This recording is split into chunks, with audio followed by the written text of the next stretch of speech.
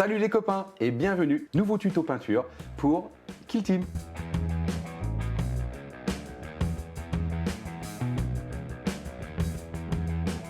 On va commencer par remercier l'ensemble des Patreons. Merci à vous et tous nos abonnés. Merci, on progresse, nos abonnés. Maintenant, on est un peu plus de 3000, c'est super. On vous fera bientôt un petit live pour discuter et échanger directement avec vous. Les Patreons, merci à vous. Vous êtes de plus en plus nombreux à nous suivre sur Patreon et ça permet clairement à la chaîne de subvenir à ses besoins et aux nôtres également au passage. Vous bénéficiez toujours quand vous devenez Patreon, évidemment, vous le savez déjà, ceux qui le sont, ceux qui ne le sont pas, c'est très simple. Vous allez sur Patreon, vous tapez Ludic Wargame et vous allez pouvoir bénéficier, en devenant Patreon, abonné payant, évidemment, pas les abonnés gratuits, mais les abonnés payants à partir de 5 euros par mois, vous devenez Patreon payant et vous bénéficiez de l'ensemble des remises. Remises, ça veut dire quoi? Ça veut dire que sur notre site web Wargame Shop, vous obtenez non pas 10% de remise comme il y a à la base pour n'importe quel client, mais 28% de remise sur tous vos achats. Et ça correspond à la meilleure remise du monde. Et vous avez ça sur toute la gamme Games Workshop, toutes les peintures, tous les accessoires, bref, surtout, voilà.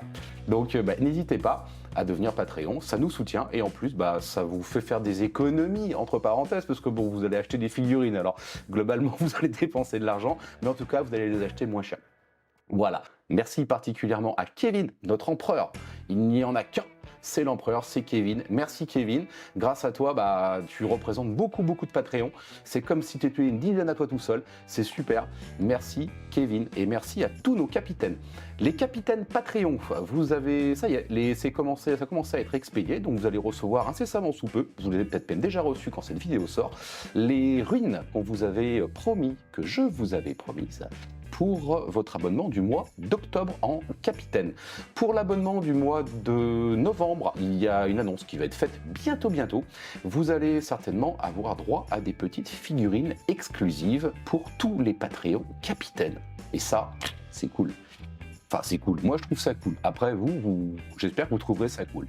Sachez que si vous êtes Patreon recrue, donc pas capitaine, mais que durant le mois de novembre, vous devenez capitaine, automatiquement, vous rentrez dans la case des capitaines, donc vous recevrez le cadeau du mois de novembre et ainsi de suite. Tant que vous resterez abonné tous les mois, vous aurez un petit cadeau en qualité de capitaine. Voilà, ça c'est fait pour les remerciements, les news, les annonces, etc. Auto-promo.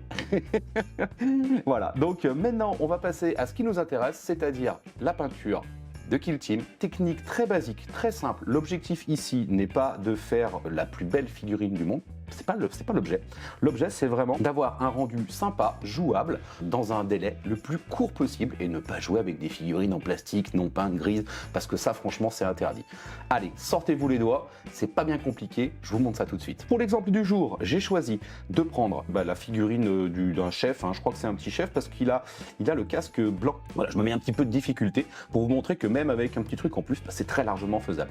Comment ça se passe? On va commencer avec cette figurine, on va déjà tout sous-coucher en Chaos Black. Vous le savez, moi je suis adepte du Chaos Black pour une raison très simple, c'est que le Chaos Black vous permet d'avoir tout de suite vos ombres. Après on va pouvoir travailler avec des brossages, avec des choses super simples en fait, et le noir va faire des ombres, ça va cacher la misère, et du coup sur une technique rapide, ça cache bien la misère, et même sur une technique un petit peu plus poussée, le noir est très avantageux, parce que si on fait des layers, des couches très fines, très diluées, on va toujours avoir un petit peu de noir dessous, ce qui va permettre de partir d'une couleur sombre pour monter gentiment vers une couleur claire. Là, c'est exactement ce qu'on va faire, mais on va le faire avec des techniques plus bourrines, entre parenthèses, c'est-à-dire qu'on va partir sur des brossages. Avant de passer au brossage, on commence par la couche de base. La couche de base va être réalisée avec du, faut que je retrouve ma peinture, oui, du XV88. Le XV88, c'est une bonne peinture pour faire des couches de base. Concrètement, vous avez une couleur un petit peu orangée, terre orangée, on va dire. Et nous, on va utiliser ça. Le XV88 que j'utilise, il est très dilué. Il y a beaucoup de dilution à l'intérieur. Moi, j'avais certainement rajouté un peu de diluant, du Tinder pour aérographe à l'intérieur.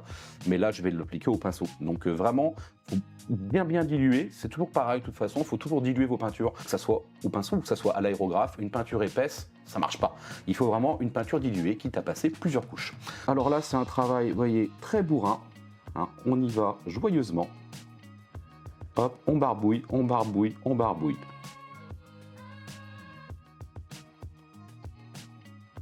Vous voyez, ma peinture est vraiment très diluée là. Vous allez voir, elle va, on commence déjà à voir que il y a le noir dessous là. Vous voyez, elle est diluée à mort.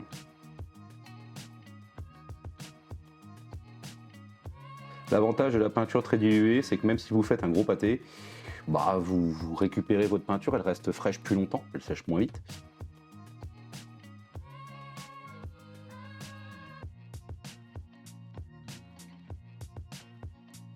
Et voilà, c'est fini, c'est sec.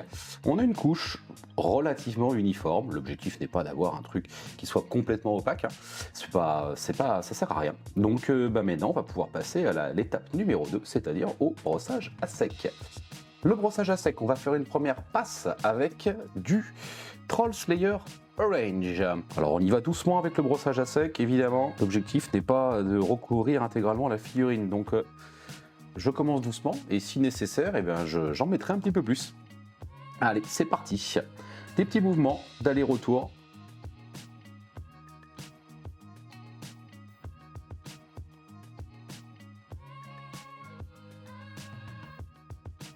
Ça commence à se colorer tout doucement. C'est une technique très simple, à la portée de n'importe qui.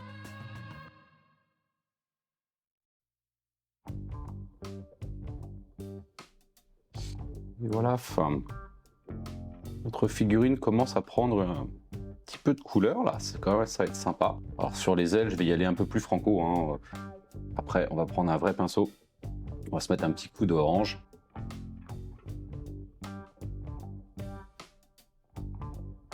Et voilà, on va s'arrêter là pour le brossage à sec sur le Troll Slayer Orange. Ensuite, on va partir sur d'autres choses. Mais pour le brossage à sec sur le Slayer Orange, c'est bon. On va juste venir faire les petites antennes ici, ici, et également les petites ailes.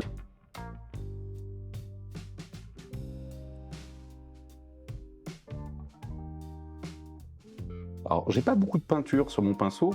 J'ai envie de vous dire que je fais pas un brossage à sec, mais j'ai très peu de peinture. Donc ça me permet de frotter finalement mes zones plus que de les peindre complètement.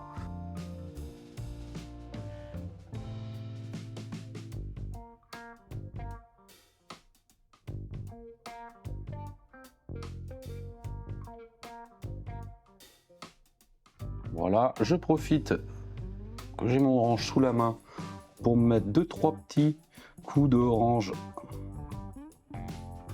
par-ci par-là, là, sur les points hauts, ou là où il y a un petit peu plus de lumière. Hop, je trace un petit peu plus mon arête. Hop.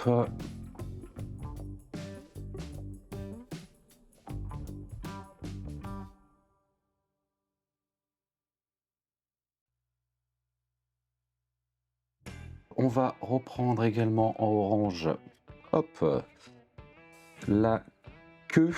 Alors la queue, on va essayer de faire des petites stries. Ouais, on va essayer de faire des petites stries. Hop.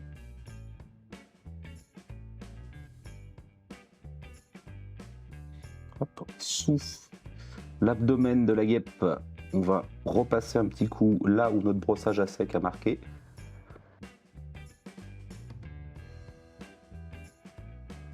Voilà, on va s'arrêter là pour les petits coups de pinceau. On va revenir ensuite avec du Troll Slayer Orange, de nouveau on fait un nouveau brossage à sec. Troll Slayer Orange, mais cette fois-ci avec du Flash Gits Yellow, pour avoir un jaune, un orange finalement plus pétant qui va tourner, qui va vriller quasiment un petit peu au jaune, et en limitant nos zones de travail pour pouvoir garder notre XV85 qui est dessous, notre Troll Slayer Orange qu'on a appliqué, et du coup avoir finalement 3 teintes qui vont aller du jaune orangé, orangé et terre orangée. Et du coup, avec ces 3 teintes-là, on va créer une petite peinture un peu sympa. Donc là, assez rapide. Je vous le montre. Voilà. Là, c'est vraiment un orange qui tire sur le jaune à mort. J'ai très peu sur mon pinceau là.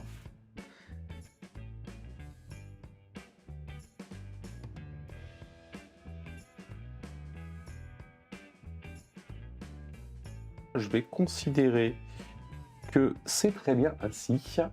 On va rester sur 100. Voilà, pour la grosse partie du corps, c'est terminé. On va maintenant s'attaquer aux ailes. Alors pour faire les ailes, on va avoir seulement deux passes. Une première passe Deathguard Green. Pareil, Deathguard Green, là cette fois-ci, je le dilue assez, beaucoup, beaucoup en fait. Je le dilue beaucoup, comme d'habitude, vous allez me dire, je dilue mes peintures. Oui, il faut diluer ses peintures. Hop là, je vais vous montrer ce que ça donne sur la palette. Là, tac, regardez la dilution. On est vraiment sur quelque chose de très dilué. Vous voyez, la peinture se rétracte toute seule. Hop, elle se rétracte, vous voyez, c'est de la rétractation. On va en passer une fois ou on va passer deux fois, hein, parce que j'ai beaucoup dilué ma peinture. Donc on passe une première fois. On essaie d'aller vraiment de partout la première fois. Et la deuxième fois, on pourra ne pas aller sur toutes les zones où on est passé en premier. Pourquoi ? Parce que c'est pas grave. On a des zones qui vont rester vertes, noires finalement. Ça va créer un petit peu d'ombre au niveau des jonctions. Et c'est pas mal.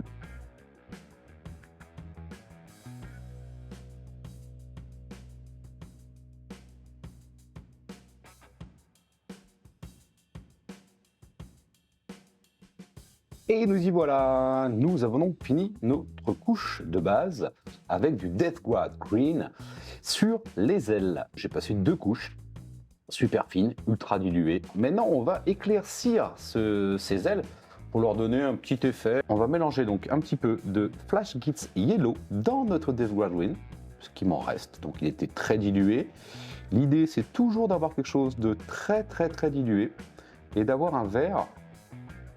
Hop là, vous voyez là, qui devient beaucoup plus clair. Là, ce coup-ci, je ne vais pas aller sur toutes les ailes, évidemment, je vais me concentrer sur la partie haute des ailes, c'est-à-dire sur cette zone ici, là, voilà, et là, je badigeonne gentiment.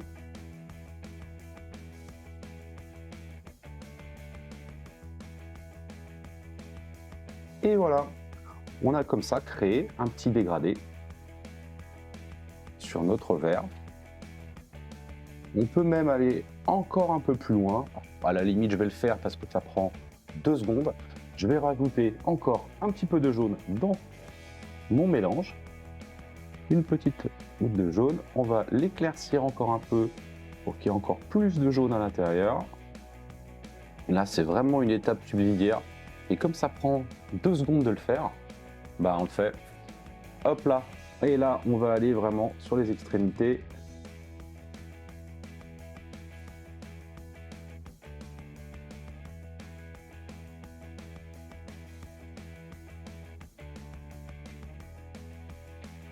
Et nous voilà avec un petit dégradé de vert sur nos ailes. Hyper rapide à réaliser. Et on va s'arrêter là pour les ailes, en partant du principe que c'est bon. On va donc passer sur les parties qui vont être blanches, c'est-à-dire l'arme et le casque du monsieur. Pour passer du noir au blanc, on va utiliser dans un premier temps du raqueur flèche. Le raqueur flèche, c'est une peinture top, elle nous permet de couvrir très facilement le noir. Et une fois qu'on aura fait notre raqueur flèche, ensuite on verra ce qu'on fera au niveau de notre blanc.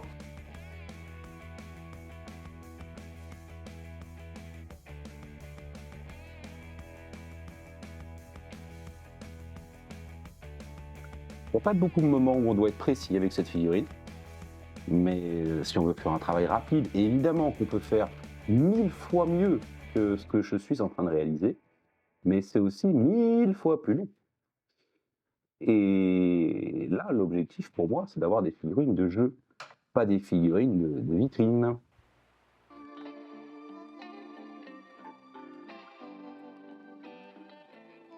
Allez, le casque, c'est OK. On va maintenant passer à l'arme.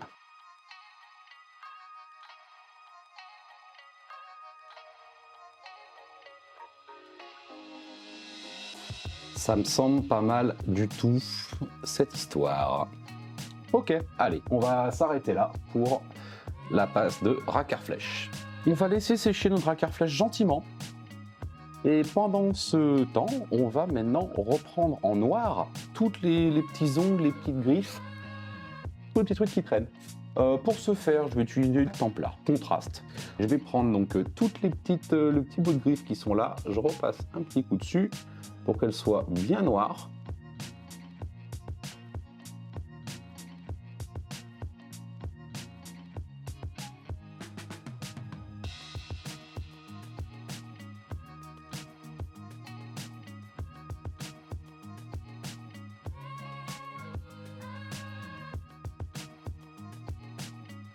C'est pas mal.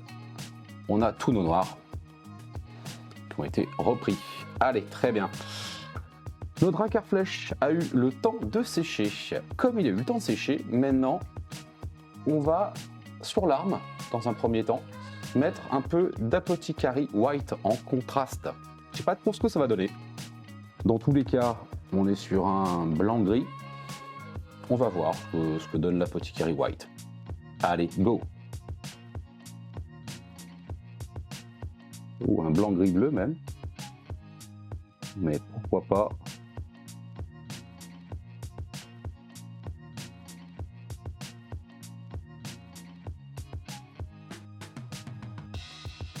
Et je suis pas sûr d'utiliser ça pour le casque. Je pense que le casque, je vais aller au Corax White direct. Ok, pour l'arme. On va aller sur le casque du monsieur et là on va appliquer du Corax White.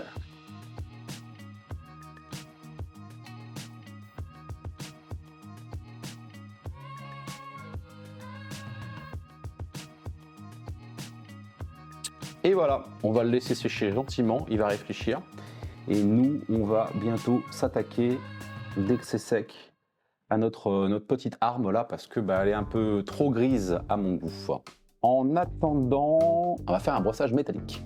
Qu'est-ce qu'on va faire en brossage métallique? On va aller prendre le socle ici et on va faire des tout petits coups de brossage.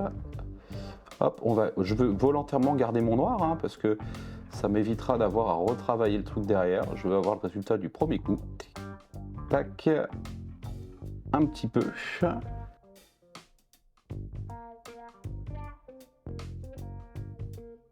Voilà, ça ira bien. Et je vais faire également le petit réacteur là qui est à l'arrière. On va lui mettre un petit coup de brossage métallique. Et voilà le petit brossage du réacteur. On va maintenant faire un brossage de Corax White sur l'arme qu'on a peinte tout à l'heure avec le contraste. On va voir ce que ça peut donner. Je pense que ça peut être un truc sympa. Et surtout pas trop chiant à faire parce que j'ai pas envie de faire des linings sur cette arme. C'est long et c'est pas l'objectif.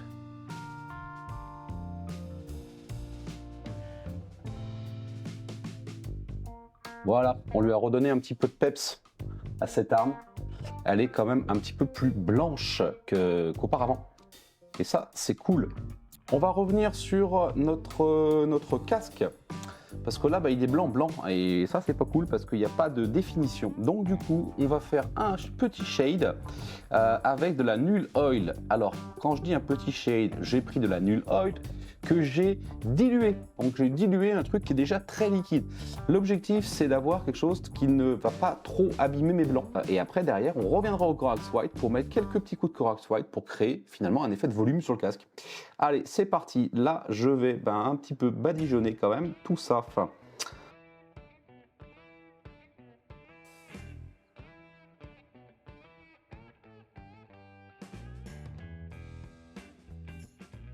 Je vais faire exactement la même chose sur mon arme.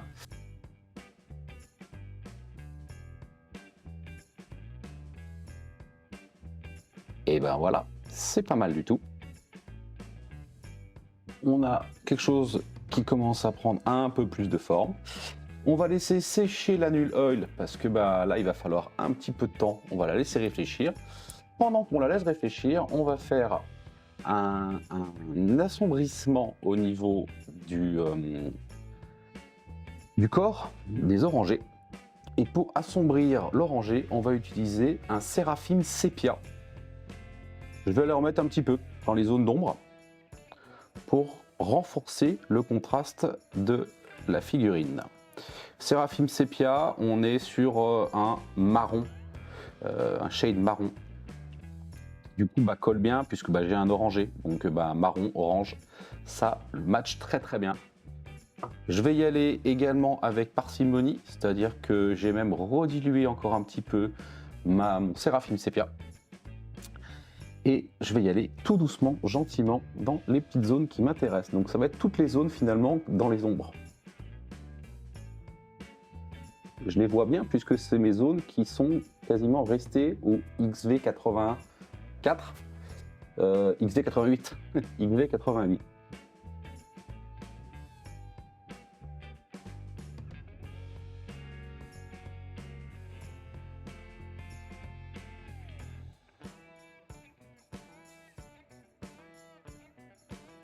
Vous voyez, je ne badigeonne pas comme un gros bourrin. Je vais quand même essayer de choper les zones qui m'intéressent. Je ne veux pas aller en mettre de partout, partout. Les zones qui m'intéressent, c'est les zones qui sont déjà plus sombres ou éventuellement des creux qui ne seraient pas assez marqués.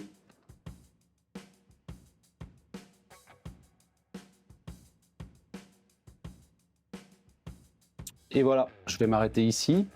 Et on va laisser sécher tout ça. Ça rend quelque chose qui commence à être assez défini, c'est pas mal.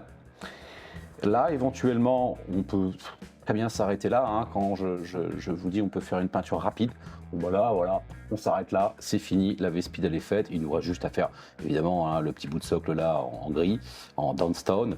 On fait ça, hop, on socle la figurine. Et puis c'est terminé. Nous, on va rehausser un petit peu, vite fait, mettre 2-3 petits coups, mais on peut très bien s'arrêter là. Et voilà, de retour, nos shades sont sèches, sont secs. Nos shades sont secs, n'importe quoi. On va passer directement au petit socle là, qui nous intéressait. J'avais dit que je partirais sur du Dunstone. Finalement, je vais faire du Dunstone, effectivement, mais j'ai mis un tout petit peu de noir dans mon Dunstone parce que je trouvais que le Dunstone était un tout petit peu trop clair. Donc, on est parti sur un Dunstone plus un tout petit peu de noir.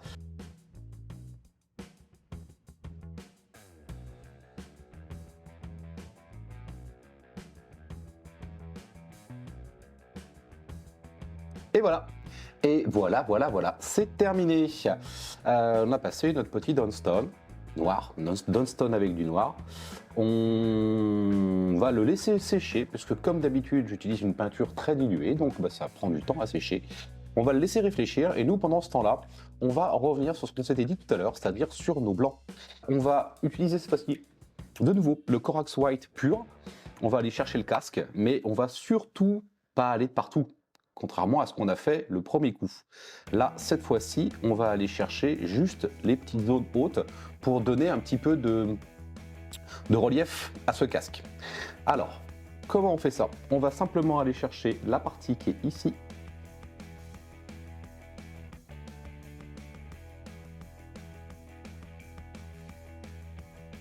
Alors, ce qu'on est en train de faire là est clairement optionnel. Hein. C'est vraiment, si on a envie d'aller plus loin au niveau de sa peinture, on aurait très bien pu s'arrêter à l'étape d'avant. C'était déjà peint, c'est déjà l'essentiel.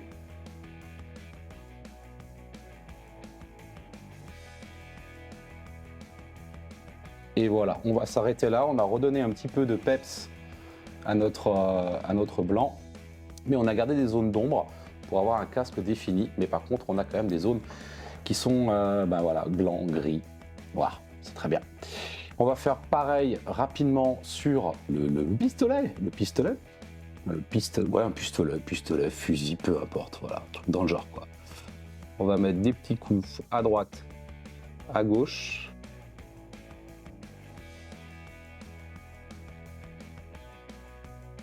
Et pour le pistolet, ça ira bien, on va pas aller plus loin, on va juste faire des bêtises à la fin.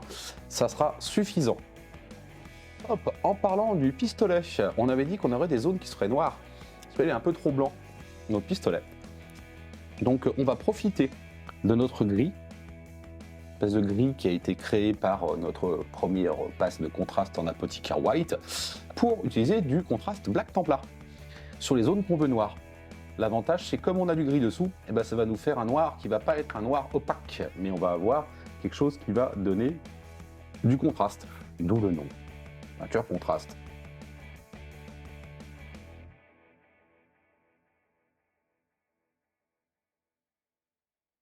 Voilà.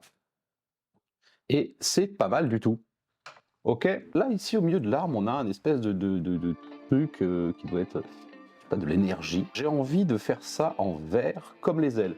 Ne pas multiplier les couleurs, parce qu'autrement s'il y a 8000 couleurs sur une figurine, bah à la fin on voit plus rien, c'est tout pourri. Donc du coup j'ai envie de reprendre mon vert, ça fera un petit rappel du vert des ailes, et je pense que je vais faire pareil pour l'œil central. Je vais le faire également en vert, et là on va peut-être mettre un peu plus de vert qui va péter. Alors, je vais reprendre mon vert d'origine, Cabalite Green. Cabalite Green qui est un vert assez foncé.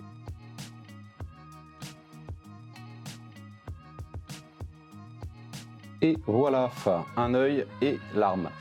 Ça, c'est fait. Maintenant, on va donner un petit peu de relief à cet œil et à cette arme. Cette fois-ci, je vais faire comme d'habitude, je vais garder mon vert qui est toujours sur ma palette, auquel je vais ajouter une petite touche de jaune. Ok, là c'est pas mal.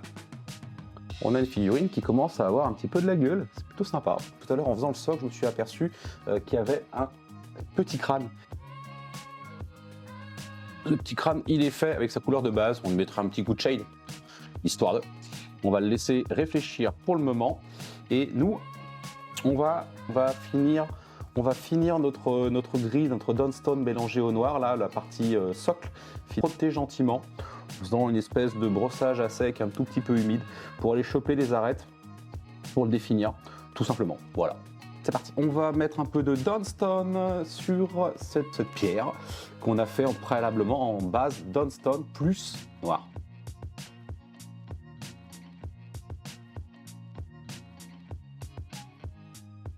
Et voilà.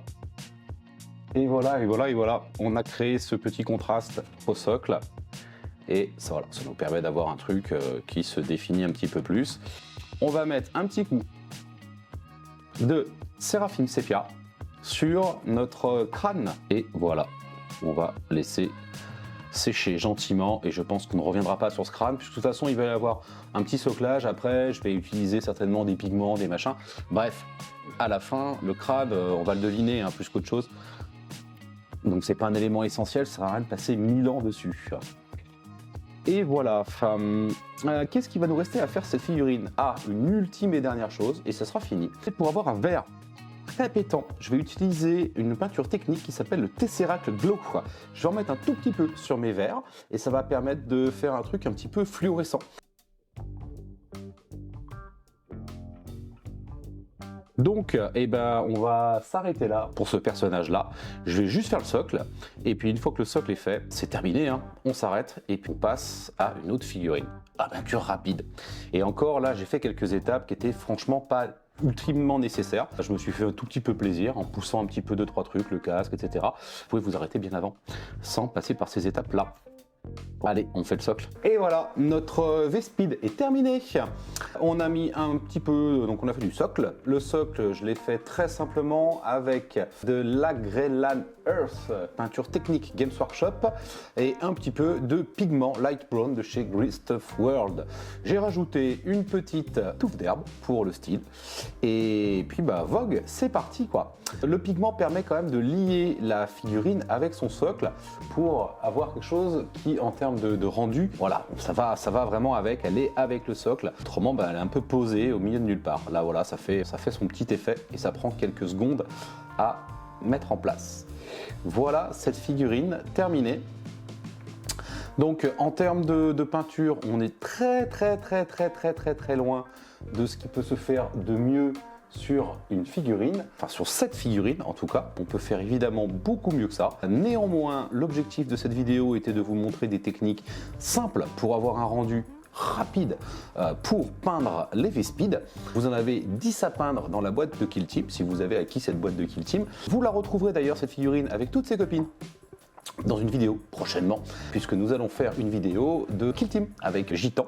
C'est prévu, il y aura une vidéo de Kill Team, une petite partie, une ou deux peut-être même, on verra. Donc on retrouvera l'Heavy Speed dans ce cas. Concrètement, si vous suivez cette recette, en environ 30 minutes, une trentaine de minutes, on va dire, allez, 40 si vraiment vous prenez votre temps, vous pouvez avoir un résultat équivalent à celui-ci.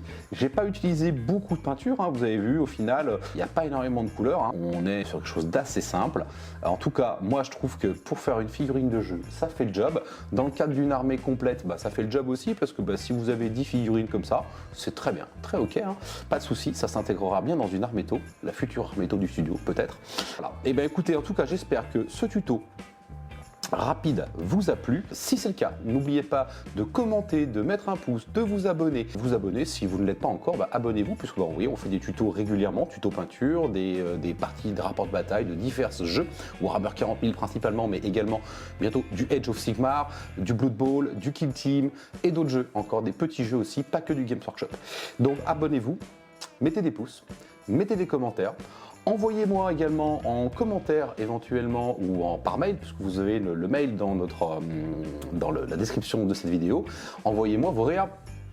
Si vous avez suivi ce tuto, faites une petite photo et puis vous m'envoyez par mail les réalisations que vous avez faites et ce sera avec plaisir que je pourrai dédier une vidéo par exemple à toutes vos réalisations et on commentera tout ça, on regardera tout ça ensemble. Ça peut peut-être vous motiver pour faire vous déchirer en peinture ou simplement vous motiver pour peindre vos figurines et ne plus jouer avec des bouts de plastique gris, parce que ça c'est le mal, il faut peindre vos figurines, c'est hyper important, ça fait vraiment partie du hobby et vous aurez une satisfaction ultime lorsque vous allez jouer vos figurines que vous aurez peint vous avec amour, quel que soit votre niveau. J'ai envie de vous dire, ça importe peu. Dans tous les cas, c'est en peignant qu'on devient peintre. Donc d'abord, on fait des bouses et puis petit à petit, les bouses, elles se transforment en trucs cool. Et sur ce, moi, je vous dis à plus les copains.